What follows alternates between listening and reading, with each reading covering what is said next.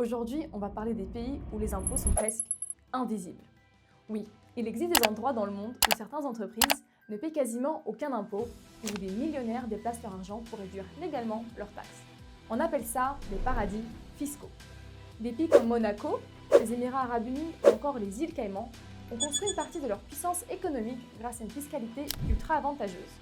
Dans certains cas, zéro impôt sur le revenu, zéro taxe sur les sociétés ou presque aucune taxation sur les fortunes. Mais pourquoi un État accepterait-il de gagner moins d'argent avec les impôts? Parce qu'en échange, il attire des investisseurs, des multinationales, des banques et des entrepreneurs du monde entier.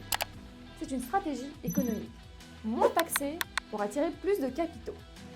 Prenons l'exemple de l'Irlande. Pendant des années, le pays a proposé un impôt sur les sociétés extrêmement bas pour séduire les géants de la tech.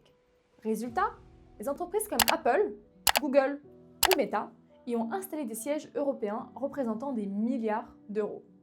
Mais derrière cette compétition fiscale se cache un énorme débat mondial.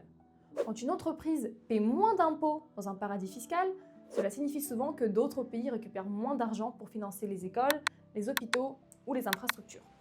C'est pour ça que les gouvernements et des organisations comme l'Organisation de coopération et de développement économique tentent aujourd'hui d'imposer un impôt minimum mondial pour limiter cette course aux taxes les plus basses. Au final, la fiscalité mondiale ressemble presque à une guerre économique silencieuse. Chaque pays essaie d'attirer l'argent avant son voisin. Et parfois, quelques pourcents d'impôts en moins suffisent à déplacer des milliards autour de la planète.